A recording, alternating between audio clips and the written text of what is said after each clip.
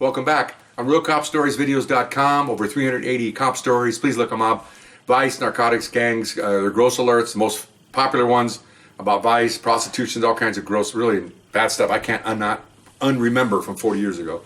In addition to that, I'm doing question and answers, over 200. So ask me a question, email me at rsbcopstories@gmail.com. I'll answer it directly to you, and then we'll put it on tape. Right now, somebody asked me about promotions, how to promote. And I explained earlier that when you come up as a policeman, then you split. You can be a sergeant, you can be a detective, and you go up both ranks. You make the sergeant 2, which is top step sergeant.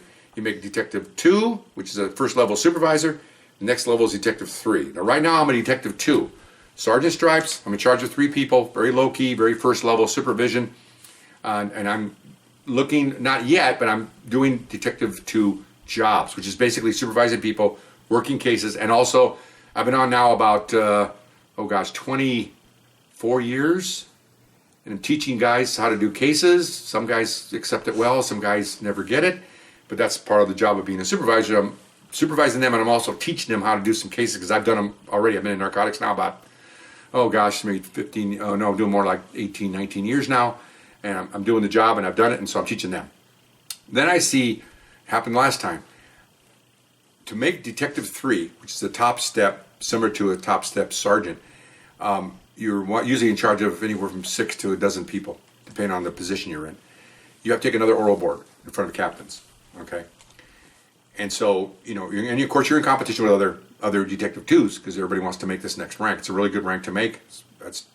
I consider it the epitome of my career because now I'm going to be teaching and supervising 2 supervisors under me, and anywhere from 6 to 8 people under them, and we're going to be doing different positions, different jobs in different places. It's going to be a neat thing to do. So, to get there, you have to cross your T's and dot your I's. Meaning, you have to work places. I mean, I'm not really. This isn't a side note, but I want to, before I get to the final where I take the oral, I want to show you how to get there. Okay. So, I'm working this job, supervising people, and I'm on my way to doing this job and putting away markers. In other words, getting credits for where I'm working. So when I go down and take the oral board, I can tell everybody at the board all these things I've done as a supervisor, because they're going to look at that. They don't care that you're a nice guy. They don't care that you might be on the bowling team. They want to make sure when they pick you, you're going to go out in the field and supervise a dozen people, and representing them. This is getting big time now, big time. Not just being a low detective or policeman. They expect some certain things from you. Okay, so I'm working. Supervise some young people. Everything's going nice. 2 or 3 years go by, and then what happens is I had some really sad things happen here.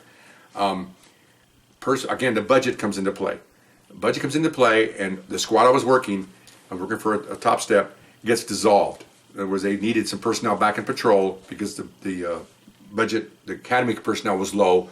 And I said earlier, the way you're promoted and move on is the academy classes keep coming because they fill in the spots as you get up the ranking. That stops, or the flow gets slowed, the promotion's slow. In this case, it got so slow, they disbanded our squad, and most of our guys were policemen. They went back to the patrol to handle the calls that you call in about, okay?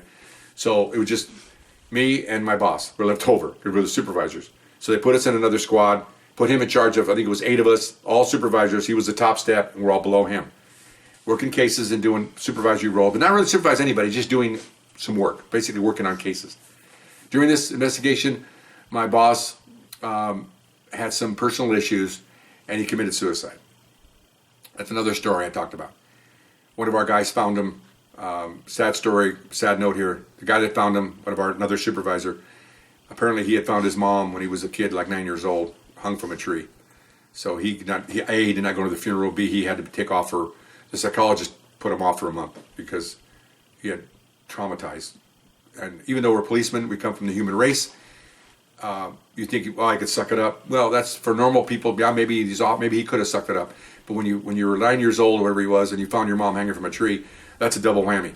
And I'm not a psychiatrist, but you know that childhood memories, the spider scared you, the dark, whatever, sometimes it follows you. And then if you have a renewal, this man's 30-some years old, finds another dead person in his arms. Not good.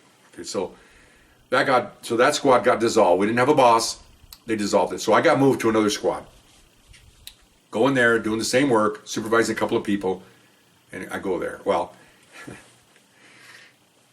I was placed there because there was no place to put me and another guy. I'm telling you, this is the point to the story. So I get there, and their top step knows about me, but really wanted someone else to be up there.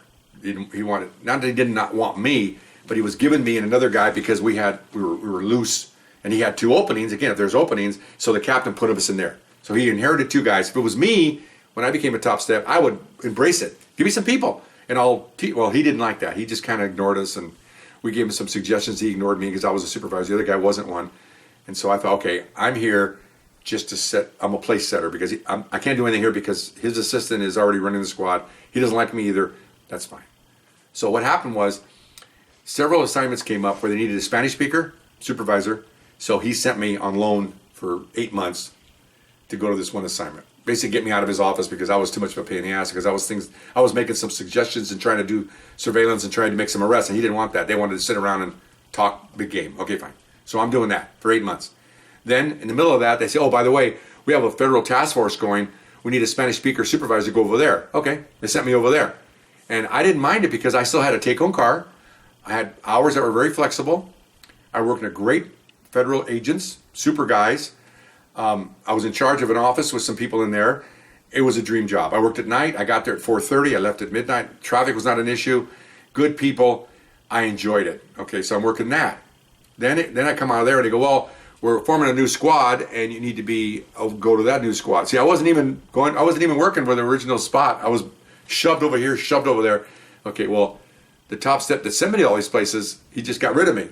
Well, what I did was, I'm one of those, you have a lemon, you make lemonade. Okay, that 8-month assignment, working that particular, it was a wiretap. It's not a secret, but it was something that really covert, very sensitive. I put that in my resume. Put that away. Go to the other one, federal, work with the feds, resume. See what's doing here. I'm getting ready for down the road. The D3 orals are coming, and they're going to want to look at guys. What have you done for me lately? Sitting in one spot for 5 years, you're not going to make top step. No way. I knew that. So over here, they want me to work for an old partner of mine, which is great. We play golf together. He needs an assistant squadron to help run a squad that's got a federal guys and my department together, 12-man squad. I went in there and basically ran that squad because the boss is busy doing administrative work in the field. I'm running it. Okay, so that's in my portfolio. Put that away. Okay, so now we're doing that. So now the put in the list for the orals. Okay, for top step, put my name on the list. Okay, so now I'm studying because we do surveillance. So I sat in the car for a long time. So I'm studying everything I need to study for this new promotional exam. Found out as it got closer that they had 60 applicants for one spot. Okay. Okay. Tell you one thing, if I go to a racetrack and I see a 60-1 horse, I ain't gonna bet it. Okay. That's a long shot. Okay. You may throw a couple dollars in there, but okay. So I thought, well, then I started talking to a couple, that T guy I told you about earlier, my old partner. I call him up. What do you think? Give me some advice. He says, look, 60 applicants, maybe 20 are viable candidates. The other 40 are just spinning their wheels. A lot of them are getting practiced and they're going to oral boards. Don't have enough time on the job to be a top step. Working the wrong assignments. Have gone nowhere. Some have some history. They took a day off without pay for doing something stupid. They forget those guys. They're not going to make it. All these things going on there eliminate the 40, or actually eliminate 30 of the 50 or 40 of the 60. I think it was 60 applicants. So really you have to worry about the 20. Those are the guys you got to worry about. And those 20s, they have to be, the 20 viable guys, they have to have gone a lot of places because they're looking to see for someone that has gone a lot of places. And I'm going, well, I've done a lot of stuff. Well, good, write them all down, get everything. Okay, fine. So put all that down. This is weird. So they're taking oral, they're doing these orals every day. Okay, so I put my name in the last day. I always heard that the best thing to do is be the first one and be the last one. We talked about that, okay? Although I was trying to be the last one, but it turned out I wasn't. Somebody else was ahead of me. Okay, I was into that, but I thought, well, second to last might be just as good as last, but I couldn't get the last one because some guy inside wanted it. He made a big deal about it. And, okay, whatever. Here's how fate comes into play. Okay. So one of the assignments that where my boss committed suicide, I worked for a ship lieutenant. Great guy, super guy. He actually appointed me to run the squad for a little while the while we're intern, while we're going places because he didn't have a boss, and so I was the acting. I guess he liked me. Okay, fine. So now things happen for a reason.